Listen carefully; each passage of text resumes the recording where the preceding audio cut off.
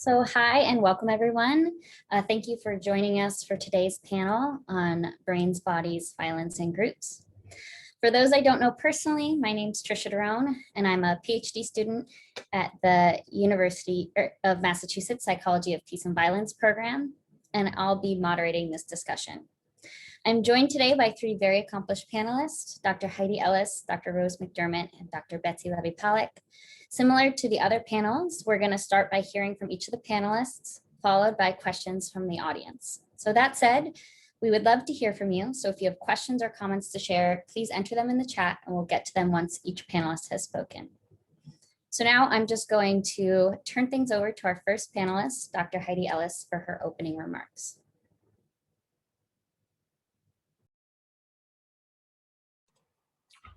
Thank you so much, and thank you to everyone for being here. It's really exciting to be able to join this group, even if it's virtual. So give me a minute, I'm going to pull up some slides.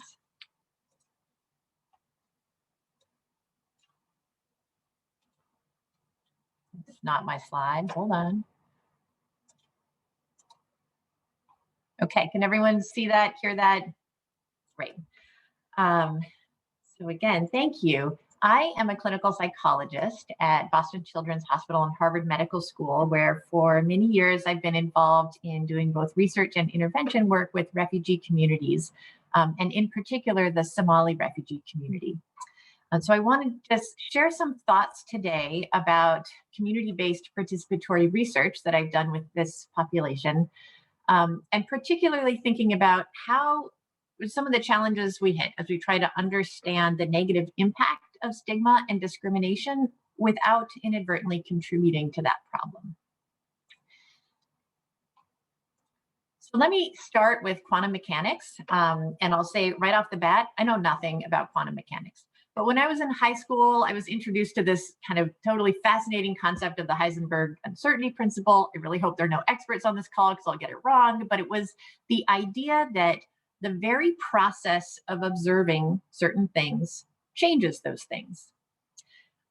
So quantum mechanics wasn't quite the right line of work for me, it turns out. So I forgot about this issue and instead pursued training around trauma, and in particular trying to understand trauma among refugees. And then some years ago, this uncertainty principle suddenly became very salient for me again. I was deep in a community-based participatory research program with Somali refugee youth, trying to do a study on trauma and PTSD, but instead what kept popping up all over my data was the toxic impact of discrimination. These are some of the both quantitative and qualitative findings that were coming out of my research. This was true not only in the data, but in conversations with community partners as well. We were in the post 9/11 era, and Muslim immigrants like Somalis were being seen and treated as the enemy. A central tenet of doing community-based work is that research should ask the questions that are important to members of the community who are in the study. So our research quickly expanded beyond trauma to include discrimination and its toxic effects on youth. We then pivoted and built an intervention program that could address some of these issues. But by the time we were up and running our intervention program and beginning to see positive effects, it was 2008, and a new issue had emerged that was having a profound effect on the community. A couple of dozen Somali youth had left Minneapolis to join Al-Shabaab, a terrorist organization in Somalia. And suddenly it was as if the whole community was being held accountable for the actions of a few. The impact of this was felt broadly in the Somali community. As one of our Somali participants explained to us in reference to the American public, they think I'm a threat, but I feel like I'm a target. So we were faced with a conundrum. Clearly, the youth we worked with were being impacted by the stigma and discrimination that blossomed in the wake of a few Somali individuals joining a terrorist organization. Clearly, there was great interest in understanding why some youth would radicalize to violence, and research was going to be funded on this topic. Also clear to our academic community partnership team was the fact that we were positioned to do something about this. We were deep into a CBPR program with Somali youth and knew that if we chose to, we could expand our research program to try to better understand both why some youth were vulnerable to extremist ideas and also how treating Somalis as members of a suspect community was incredibly damaging and counterproductive. The benefits of the research as we saw it were quite significant. First, we could use data to fight misinformation. Somali youth were not more at risk of extremist violence than anyone else in this country, and we could collect the data to show this. So we could use data to dispel the myth. Second, by having our academic community partner team do this research, we could make sure that community partners could in fact frame the narrative. If Somalis and extremism were going to be talked about, let the community own and frame how these discussions went. And finally, there was the fact that a better empirical understanding of risk and protective factors related to extremism might lead to real programs and interventions to prevent others from joining terrorist groups or engaging in extremist violence. And as one Muslim colleague pointed out, preventing another event also means preventing untold amounts of discrimination afterwards. So all of these arguments weighed in favor of expanding our community-based research program to better understand extremism and the Somali community. But the problem was we could equally see the way in which this could go wrong. What happens if you run a large-scale study to look at violent extremism in the Somali community? The mere presence of a grant title or paper or talk that include both the words extremism and Somali in the same line will inevitably perpetuate the myth of Somalis as a threat, even if the findings, the framing, and the conclusion are the opposite. So the very act of doing the research can inadvertently reaffirm false beliefs and increase stigma and discrimination. And finally, we were concerned that increasing alienation and discrimination of a community would simply increase the vulnerability of youth in that community to violent extremist groups or ideas. So what did we do? Ultimately, our team returned to the basic principles of community-based participatory research and tried to define how we could do the work in a way that might lead to the benefits outweighing the cost. We felt strongly that anything we did should include positive developmental outcomes so that we weren't just looking at negative behaviors such as violence. We wanted to make sure we strengthened community identity and agency, that we spoke to what mattered to the community, and that we provided data that would ultimately be useful to the community and could translate into prevention. We also wanted to make sure that whatever we did not contribute to false stereotyping of Somalis as violent extremists, did not narrowly focus on outcomes that didn't matter to the community and didn't address what they saw as real concerns. And certainly anything we did, we wanted to avoid contributing to an us-them framework. So we decided to do the research. It is hard to summarize findings from a 6-year large-scale multi-site longitudinal study on one slide, but I'm going to do it anyway, because really when all the data was in, the story is fairly simple. Here's what we found. A strong sense of connection and belonging to a country of resettlement protects against radicalization to violence. And what this means is that how society responds to rare, though impactful, instances of ideological violence can increase or decrease future risk. So, did we succeed with our research? I don't know. I can only really answer that with a question because it remains to be seen whether the benefits outweigh the cost. If our research has contributed to an us-them divide and undermined a sense of belonging, then clearly we have contributed to the problem. if our research has helped to broaden the narrative so that Somalis are seen as a diverse group of highly civically engaged individuals, and the problem is located in the ways in which our larger society alienates or stigmatizes people for reasons of race, religion, or ethnicity, then maybe we have helped. So this takes us back to quantum mechanics and the Heisenberg uncertainty principle, which is that we need to remember no research is neutral. We need to be asking not only our research questions, but asking how the way we are doing research is changing the answers for better or for worse.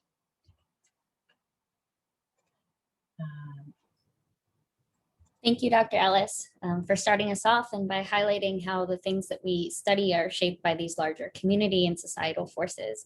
And I really appreciate your attention to how stigma can increase risk for future violence and our need to pay attention to how our research can perpetuate these negative stereotypes. So our next panelist is Dr. Rose McDermott. Dr. McDermott, the floor is yours.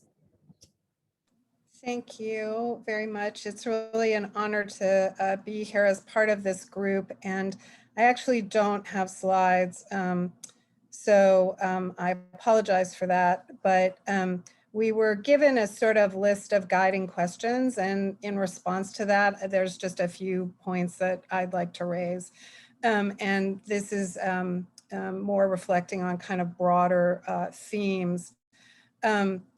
And the first one was about the advantages and challenges of studying individual level versus group level exposure and response to violence. And most of my work has been more at the individual level, in fact, kind of sub-individual level, because I've done quite a bit of genetic work, looking at some genetic susceptibilities to engaging in physical aggression.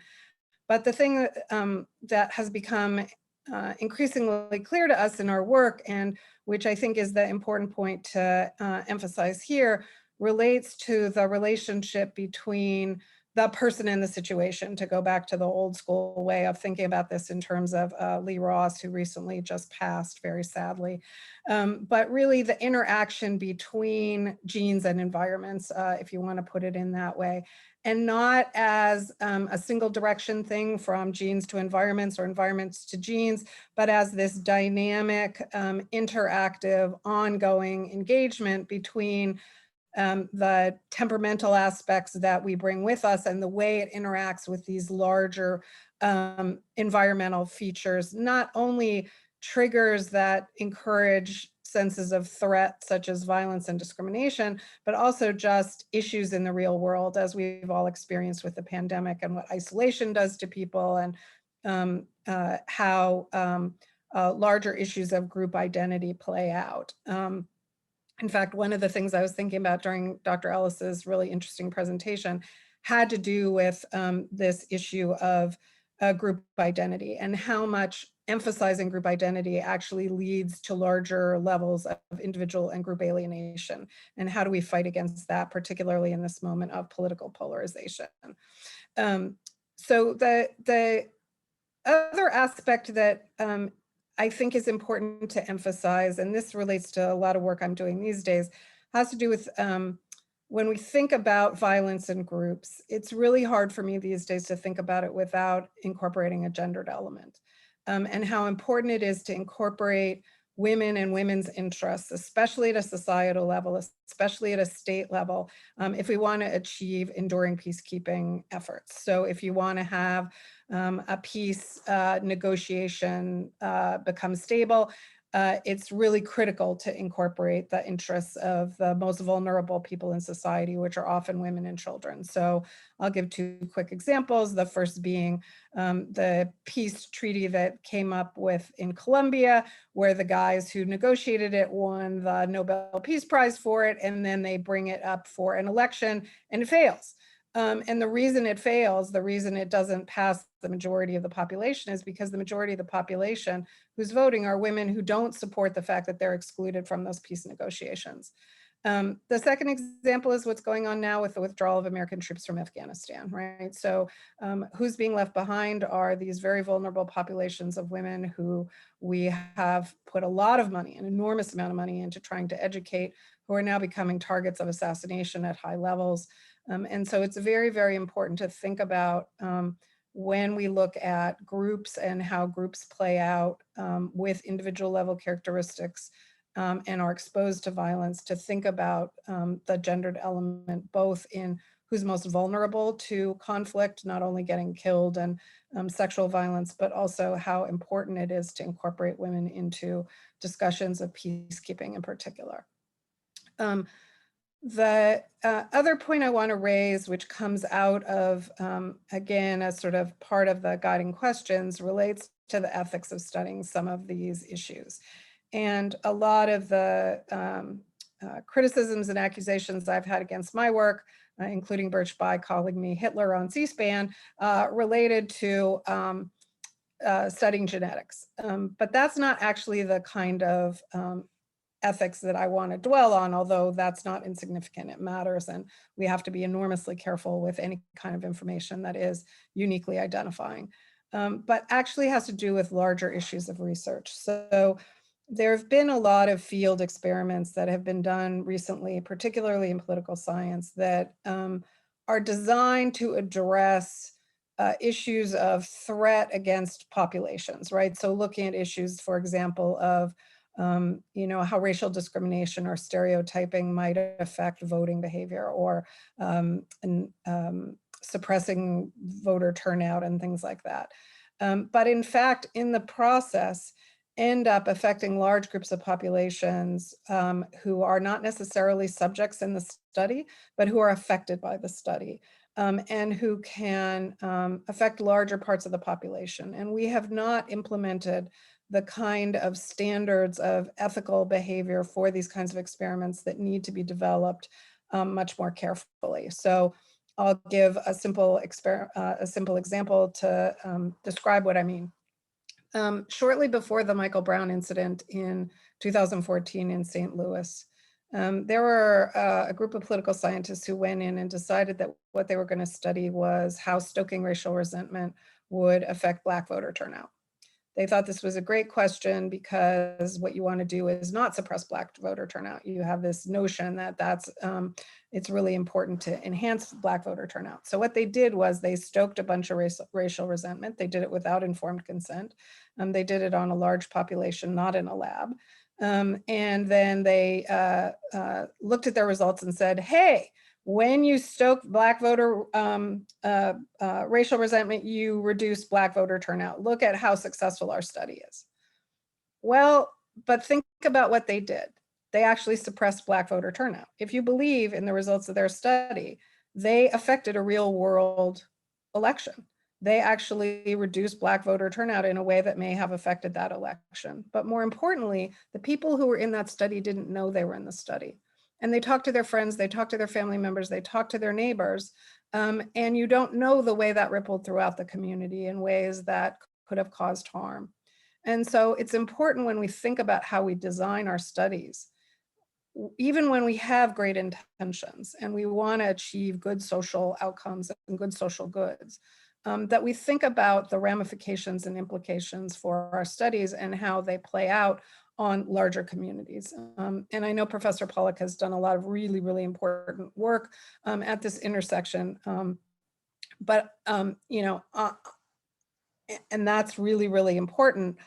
And I think a counterpoint to the kind of field experiments that, you know, political scientists are doing, which I see as, you know, much more problematic because of the ethical constraints. And I feel like when we think about interdisciplinarity, part of the value of that is to have really excellent work by psychologists like Dr. Paluck to think through how to design larger scale field experiments in ways that are more ethically attentive to the consequences that scholars may not be aware of when they are thinking through how to design these things so they don't cause more harm than good.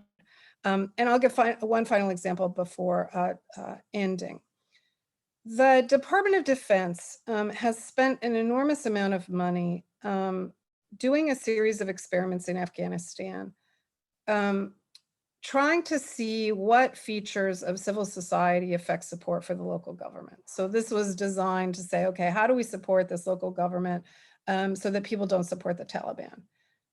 You know, probably some attention should have gone into the fact that the local government was pretty corrupt, but leaving that aside, they did things like one city, one village would get 4 hours of electricity a day, and another village would get 8 hours of electricity a day. And one village would get no water for a day, and another village would get 6 hours of water for a day. And then they'd see whether or not the delivery of that infrastructure affected support for the government.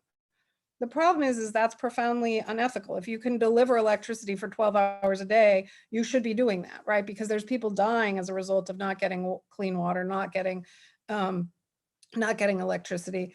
And the outcome, whatever it is that you get, is not worth the cost that it is to these societies and these populations. And so when we think about, you know, violence in groups, it's not just the inherent violence that's being done within the groups to each other or between groups against each other, but it's also the forms of violence that governments and scholars are also committing against these groups.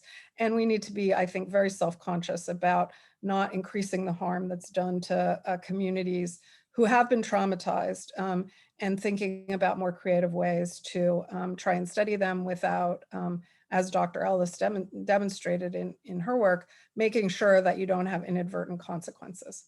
So I'm going to stop there, and I look forward to the larger conversation. Thank you. Thank you, Dr. McDermott. Your comments on needing to focus on the interaction between the individual and the environment really touches on conversations that have been being had in other panels. And I appreciate your comments on incorporating women and children in peace building processes and the ethics of studying these issues. So thank you. So lastly, we have Dr. Betsy Levy Paluck. Dr. Paluck, you have the floor. Thank you so much. It's just really an honor to be here alongside of Drs. McDermott and Ellis, and this is a great panel topic that I've been looking forward to talking about. And I'm going to try, as I've been enjoying doing on Zoom, to just summarize my talk for you. Wait, sorry, let me fix that. Before I give it, and then I'll give it just as a way to fill in some details. So let's see if that works and helps me to do this all in 7 minutes. Here we go. So there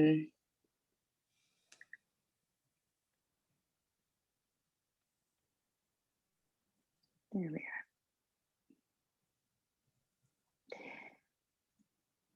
So when the panel questions were circulated in advance to us, two really stuck out to me. One being the advantages and the challenges of studying individual level versus group level interventions and exposures and responses to violence.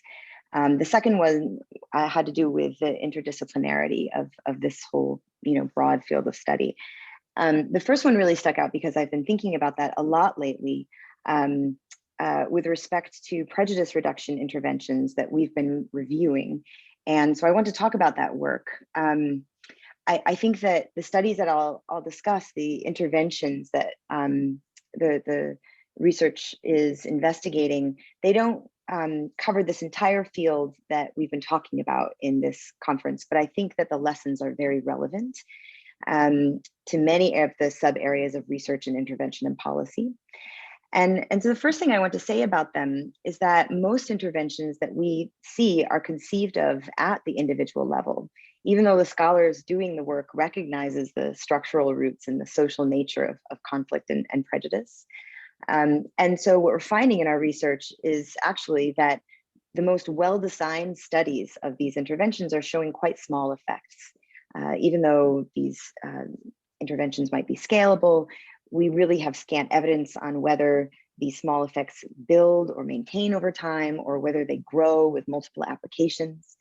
And so what we've been doing in this research is proposing that scholars think more about the structural implications of our theories for building different kinds of violence and conflict and prejudice reduction interventions.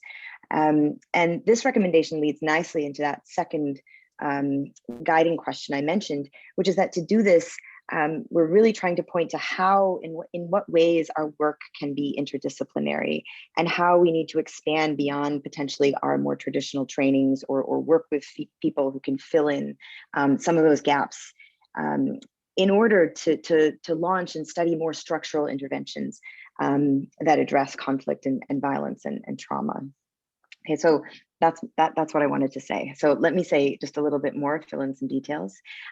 This work was with this incredible team of my former postdoc, now a lecturer at Hebrew University, Roni Porat, Chelsea Clark in the middle there, who is my current graduate student, so watch her, she is an incredible star, and Don Green, my former and sort of forever mentor. What we did was we tried to capture all of the prejudice reduction intervention research, so studies testing the effects of prejudice reduction interventions that have been done in the last dozen years. And this is too small to read, but it's a Prisma chart, just charting how we spent our entire summer, last summer, which was basically to search through 5 separate databases, find 16,000 non-unique records, review them all in full once we'd narrowed them down based on studies that were trying to address prejudice broadly defined as animus. We left out a few types of prejudices there, and that they were experimental. They were interested in the causal impact of these interventions. So we finally got 418 experiments, and that's what I'm going to be basing these conclusions on. We coded them both quantitatively. We're interested in, how much are they purporting to change, but also qualitatively, what is happening with these interventions? What are they like, with whom, et cetera. So I just want to tell you briefly that the modal type of research we found really is about prejudice reduction through mentalizing. And what do I mean by that? Let me just show you, let me skip ahead to show you the chart that kind of characterizes the type of approaches that a lot of these interventions are taking, okay? And so many of these are happening in post-conflict countries.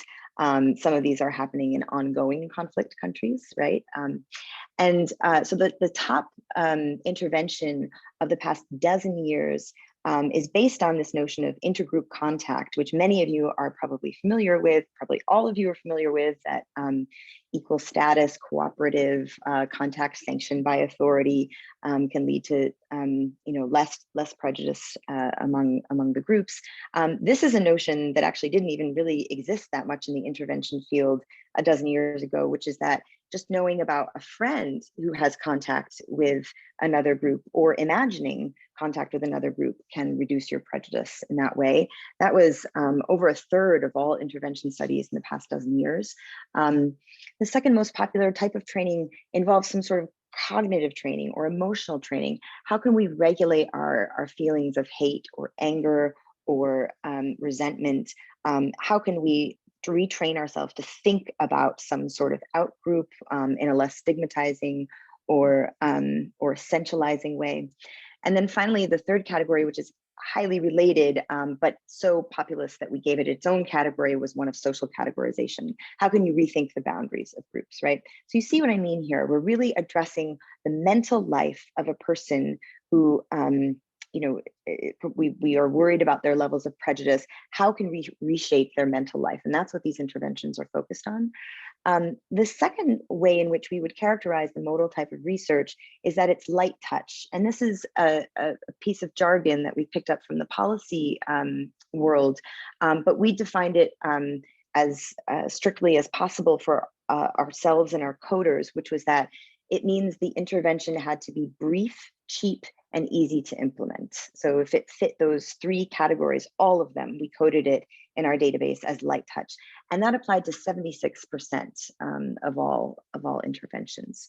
So this is, over the past dozen years, this is what the research literature has been doing. And I should mention, I didn't introduce myself, but I'm a social psychologist.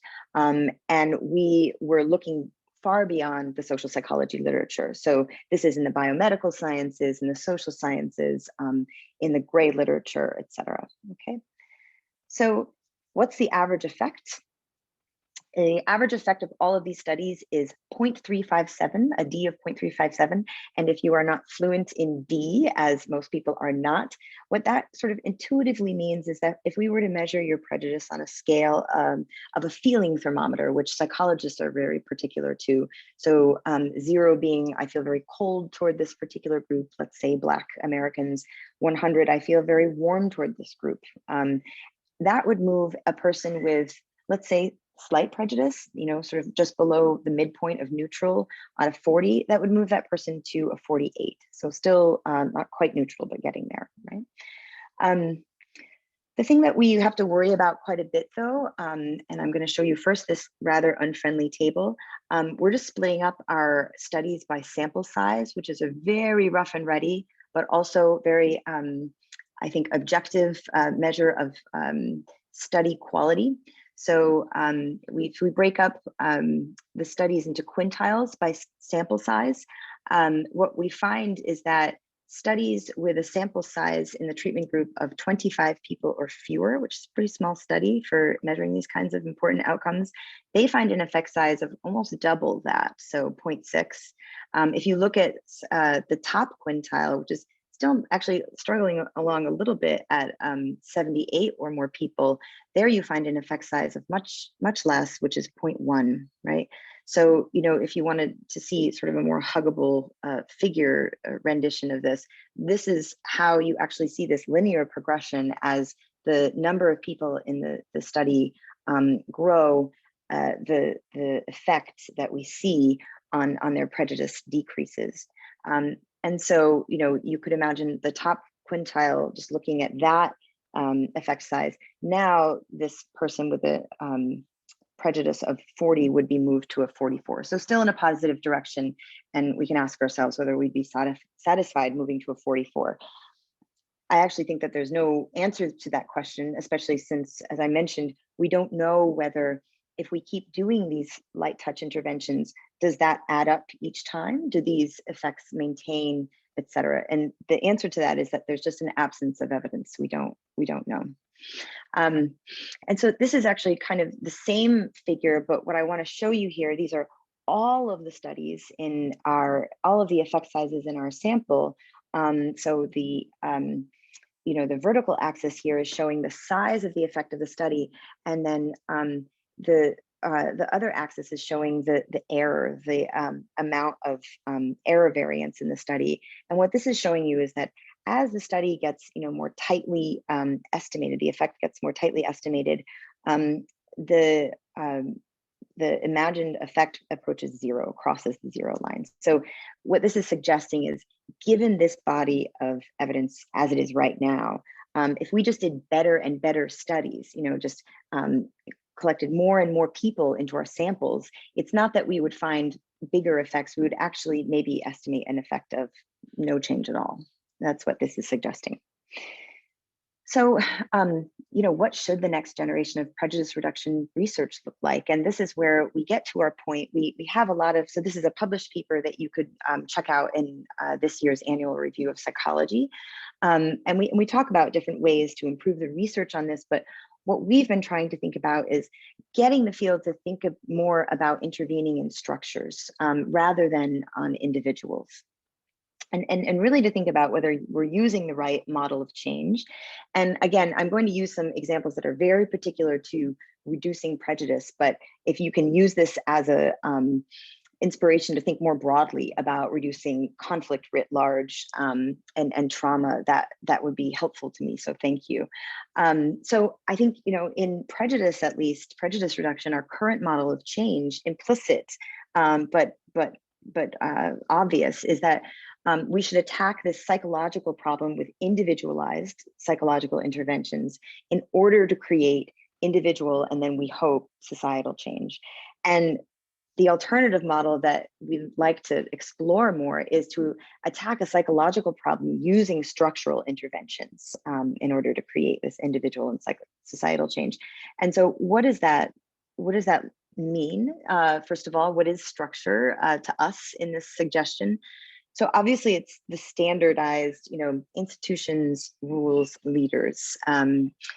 So whether this means changing laws, changing rules, organizations, the way that leaders communicate with populations, the decisions that they make. But we also want to think about social structures. So more informal structures like unofficial organizations, mass collective experiences, mass media events, and large in-person gatherings. Basically, we're trying to think about levers that change collective experience and our understanding of collective experience, shared experience. So, when it comes to our theories of prejudice, they only sometimes relate to structure. And I think that's one thing that's very hard about this, is that many social sciences have developed theories about the mind, whether it has to do with trauma or our propensity toward violence or propensity to hate. And what we want to suggest is that there are probably some theories who say things explicitly about structure, and there are theories that don't. But perhaps we can use both types of theories to inform more structurally oriented interventions. So let me give you some examples from the prejudice reduction literature. This one that I've already put up here is about social norms theory. So this is a theory in psychology that does relate somewhat to structure by saying leaders can signal new social norms, new perceptions of what is acceptable regarding prejudice. So you could imagine two different types of interventions based, or two different ways of thinking about prejudice and social norms based on this theory. One type of structural intervention is a Supreme Court decision. So some research out there that we're pursuing tries to understand how Supreme Court decisions communicate different ideas about what is typical and normal in American society. And then a less structural way to think about these kinds of theoretical implications are, studies where individuals are sent emails reminding them of the progressive orientation of their leader. And so some of these studies are kind of proof of concept. So if you think of your leader as having a progressive orientation, will you think that prejudice is less acceptable in the population, et cetera? But I think, that in many cases, research audiences are interpreting this as these are suggestions for how to make change. This is a suggestion for, how we can affect prejudice reduction. So other theories, however, are really individually oriented. And I think that one that has a lot of traction right now in psychology and political psychology is theories of perspective taking, that, understanding the perspective of an outgroup member can really reduce your prejudice toward that group.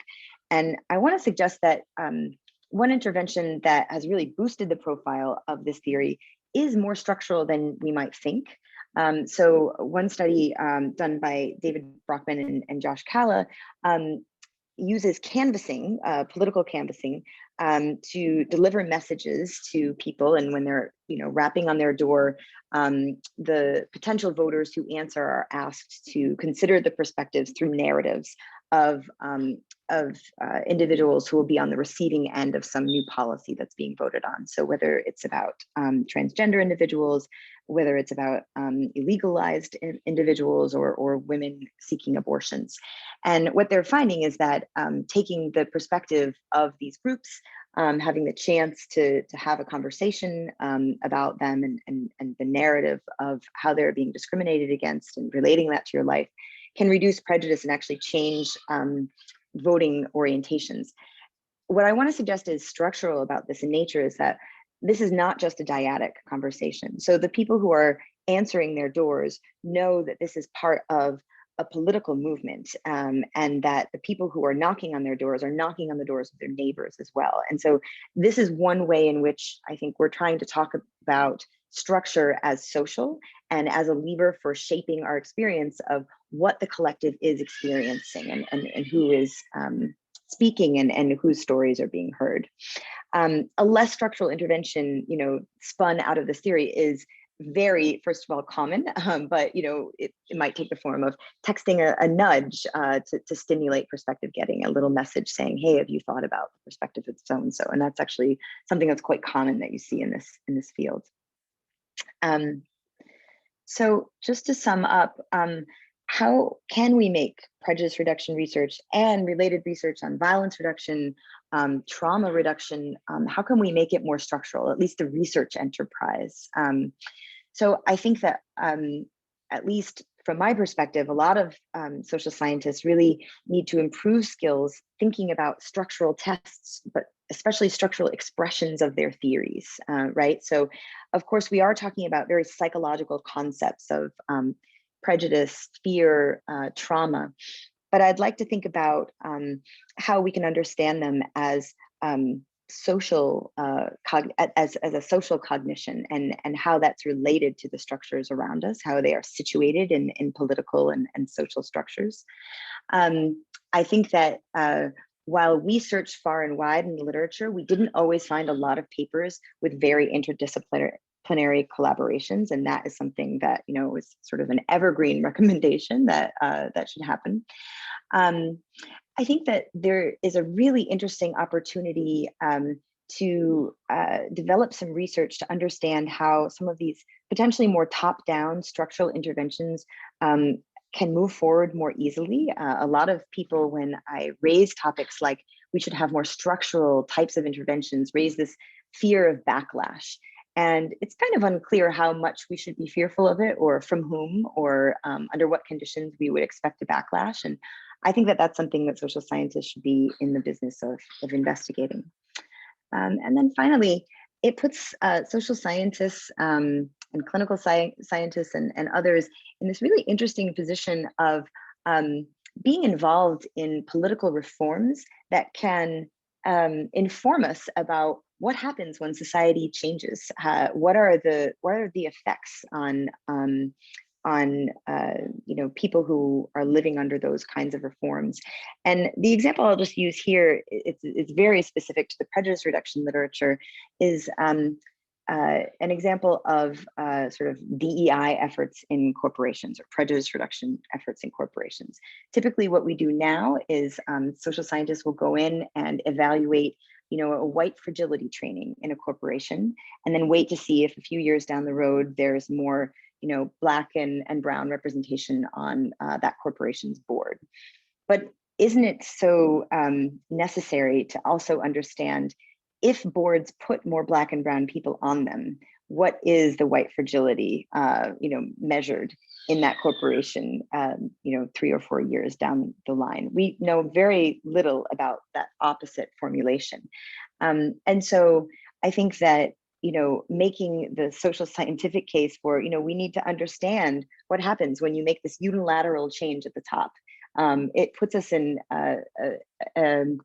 a position to be part of the push for equity reforms, even justified through this reason of we need to know about what happens afterward, about possible positive effects.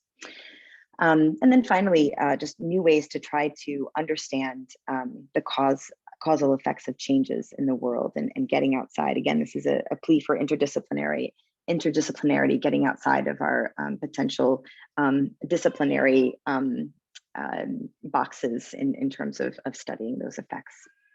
So I'll end there. Thank you so much, and I'm looking forward to discussion.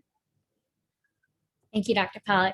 I think it's important you highlight the limitations to some of these individual level interventions, and the need to focus on some of these more structural factors, and conduct more work on interdisciplinary teams, which I think a lot of us really feel and connected to that. So now that all the panelists have spoken, I'm going to open up the session to questions. So feel free to drop your questions in the chat if you haven't already. I just want to start off by giving the panelists an opportunity to respond to one another. Was there anything said by other panelists you'd like to amplify or highlight? Or can you envision ways that the things shared from the other panelists can inform the work that you do?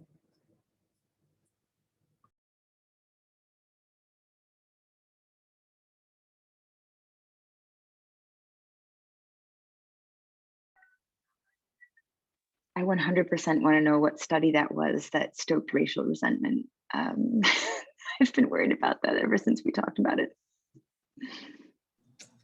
It was a study done by Corinne McConaughey and Ishmael White, and I don't think it was actually published, to the best of my knowledge, although it came close. I don't think they had bad intentions, right? I think that they really wanted to figure out ways to improve voter turnout. But this is one of those really hard situations, and there's many of them, where we can't always anticipate the consequences of what we do ahead of time. And, you know, like Jessie Driscoll just wrote this really interesting book on trauma in researchers, like how actually doing some of this research causes trauma to scholars. And here he was looking mostly at people who study things like rape in Central America and in Africa, and how, you know, you sit and listen to a lot of stories of people who've had horrific experiences, and you get indirect trauma yourself. And so how do you not only protect yourself, but your postdocs, your graduate students, your undergraduates, others who may be traumatized secondarily? And so it's the kind of thing where you have all these great intentions, and then there's these unintended consequences, right? Like you can't anticipate in advance what's going to happen and what the consequences are. But once they do, then I think it's important to think through, you know, how to design studies in ways that protect scholars and protect the population that we're intervening in. And that's why I think it's important to give more conscious thought to the ethical issues. Do you have thoughts on where in research and intervention processes these kinds of ethics reviews are best placed? Because I don't have any confidence that the IRB process does this. I see this I couldn't process. agree with you more. Yeah. I really couldn't agree with you more. I mean, I think the IRBs have nothing to do with ethics. It's about protecting the financial interests of the university, right? It's a cover your ass. It has nothing to do with actually protecting. I think that, you know, that's a really important question, and I don't have a good answer for it, except that I think we do a very poor job of training in graduate school. And I don't mean like the city training where you take the online thing, which again is just legal BS, right? But how do we actually work through these problems as we do them ourselves and as our students are learning? And, you know, what I love about the model that you come out of is that it's a social psychological model of apprenticeship, right? You learn under a certain kind of tutelage. And when you make mistakes, you know, your advisor is like, oh, let me tell you how I made that mistake, you know, or whatever it is. And you don't get that in political science, right? It's just like, go read that study and then you'll be perfect, right? And that's just unrealistic, in my opinion, about how to do that. But I think that your question is the key question, and I don't have a good answer to it.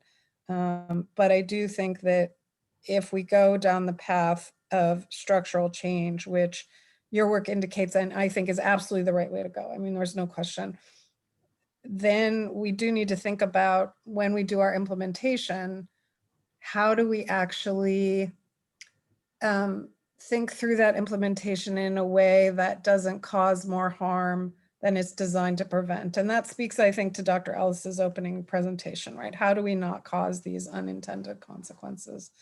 And, you know, I don't have good answers, but I try to stay as humble as possible about the mistakes that could come out of the work that I do. I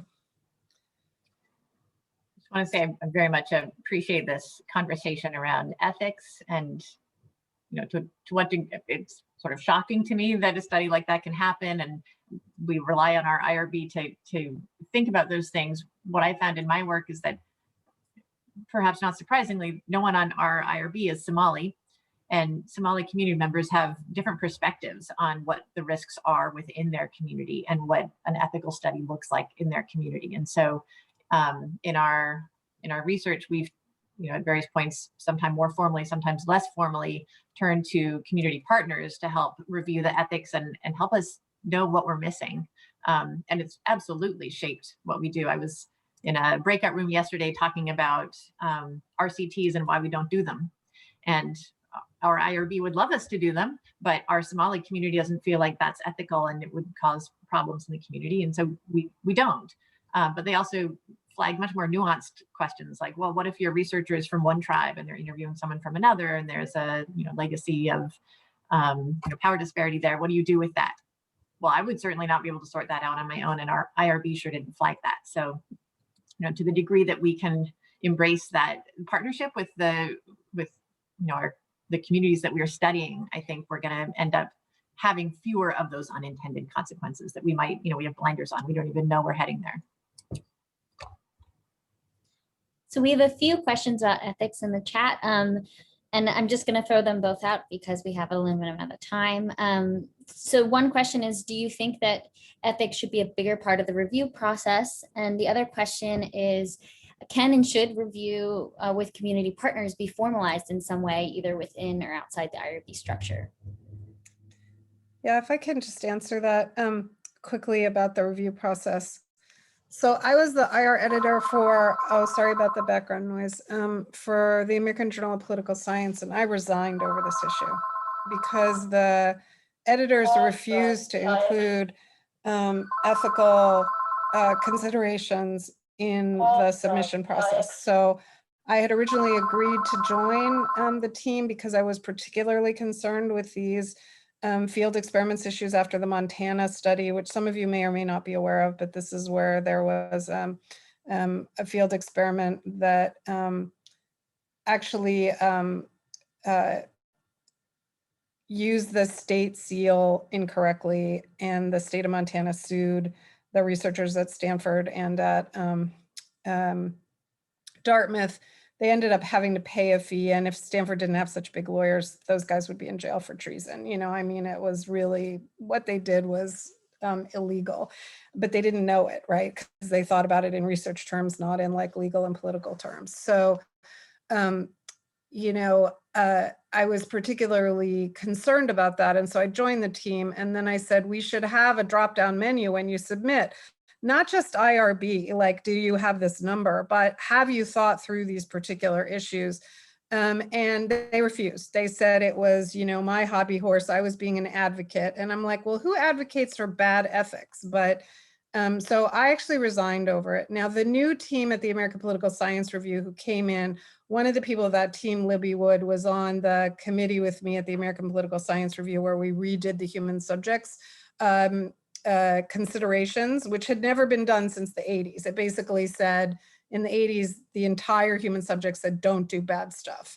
And so we actually had something that was a little more elaborate than that, but the new team at APSR actually has a drop-down menu. I think they did a terrific job. It's a really great model. I would like to see other journals do it as well. We tried hard to have all the journals do it at the same time. And again, a lot of reviewers, a lot of editors refused. I think part of it is they know that they have friends and other people where they've accepted papers that don't meet those standards, and they don't want to reject those papers or hurt their friends.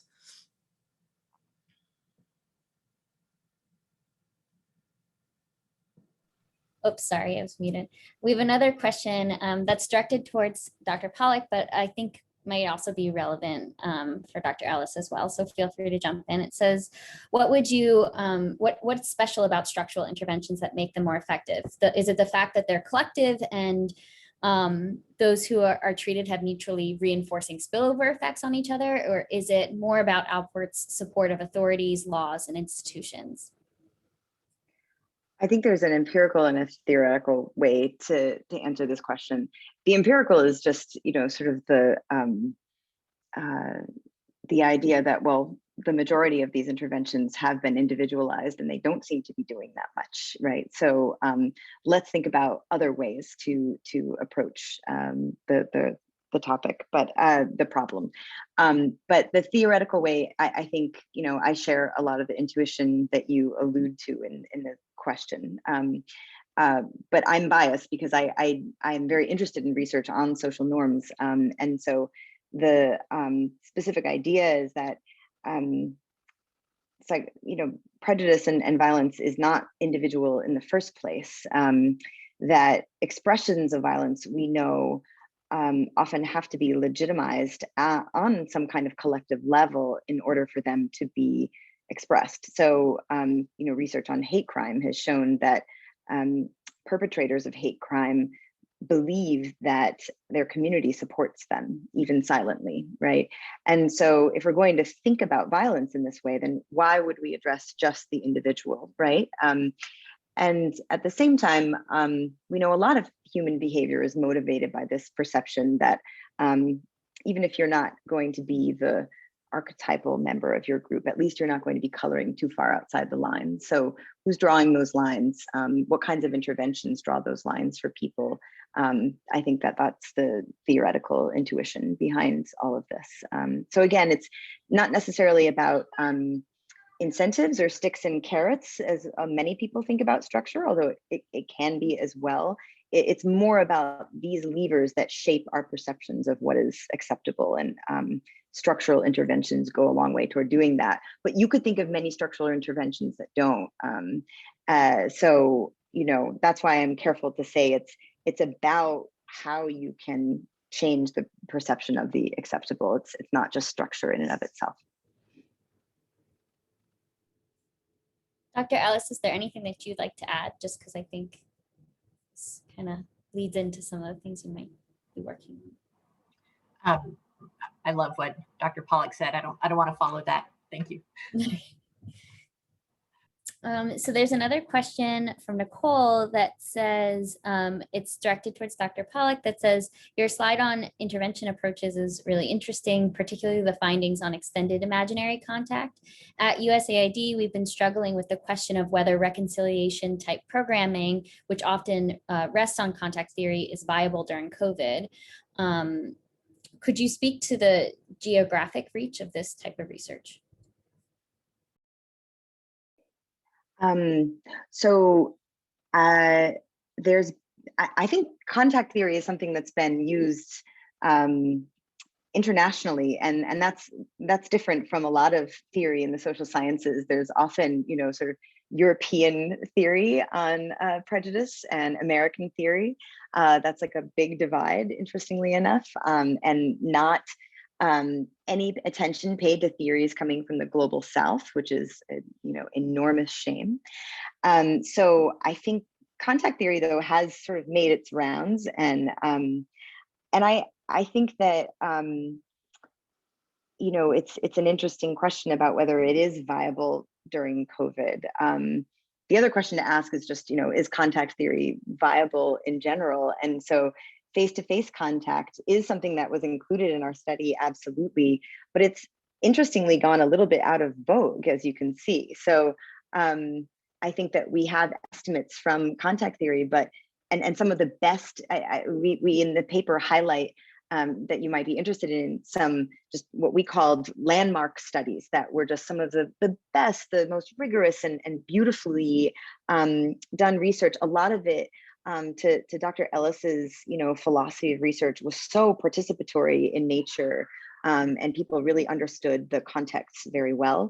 And they find quite small effects and sometimes very mixed and disappointing effects of face-to-face contact. So there's something to be said for that, but it's a small enough group of research. I'm interested, you know, going forward in projects that bring people into contact with one another, but not just for the sake of contact. Like, you know, not just like, let's do some activity together, but let's do some activity for our benefits together. I think that will be very interesting going forward, to connect it to, you know, we're building a hospital for our region together or something like that. Thank you for that. Dr. Ellis, can you speak a bit more about some of the longitudinal changes you've observed in the study you spoke about, that you may not have seen in, that you may not. I think, sorry. I think I see the question. Had the study single time point, what would we have missed as opposed to longitudinal? Yep, thank you. And we would have missed a lot, I think is the short answer, but the study spanned a 6-year period that was kind of a ride for all of us. It was, it started under the end of the Obama administration, and then it ran throughout the Trump administration. And we had 4 time points over those 6 years in both the US and Canada. And so we charted discrimination and we charted mental health. And what you can see when you run the models is that Somali young adult mental health was actually on an improving trajectory. And things were doing better over the first couple of years. And that was driven by, in fact, decreasing levels of discrimination. And then you see that shift towards the latter two data points that we have, such that increases in discrimination were driving up mental illness. And so, there were a lot of things that happened over that period of 6 years. But so you can attribute it one way or the other. But I think if you parse out all of the kind of conjecture, what we do see then is that, we really have to be thinking about social context. For one reason or another, discrimination levels were fluctuating, and that was driving mental health. And so public health approaches to mental health need to be embracing context and thinking about kind of larger societal movements. And if we, and this goes back maybe to the question around interdisciplinary research. I feel like when we do this research, it keeps pushing me outside of my discipline because it's woefully inadequate to be an individually focused psychologist, when what you start seeing are that, oh, we really need to understand politics and broad sweeping movements within society to understand the individual level mental health of the participants that are in our study. So that's just one example of some of what might have gotten missed had we gone in at one point in time. Thank you. So we are a little bit over, but I just wanted to wrap up before we close with each panelist leaving us with some sort of key takeaway or a question that you want this group to leave the panel thinking about in their own research.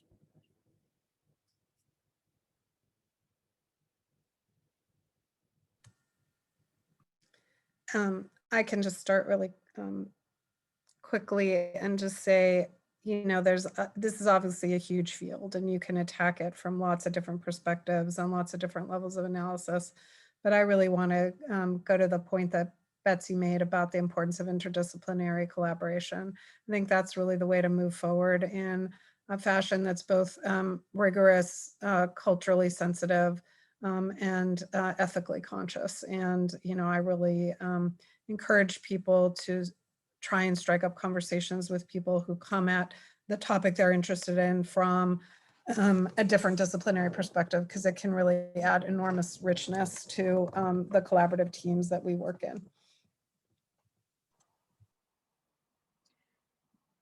I agree. One of the things that I think a lot about with community-based participatory research is that instead of following your topic area, you follow the questions that matter to a community. And it means that you are forever moving away from the thing that you thought you were expert in and need to embrace other questions and topics.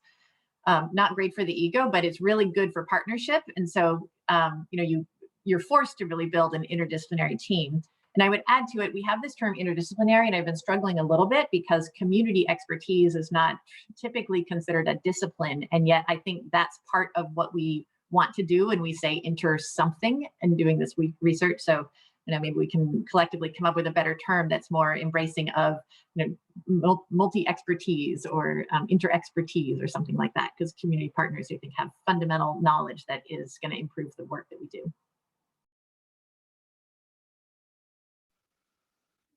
I already spoke a lot, so I'll just say that to these points, I was really struck in graduate school by a professor in the political science department who had written an ethnography.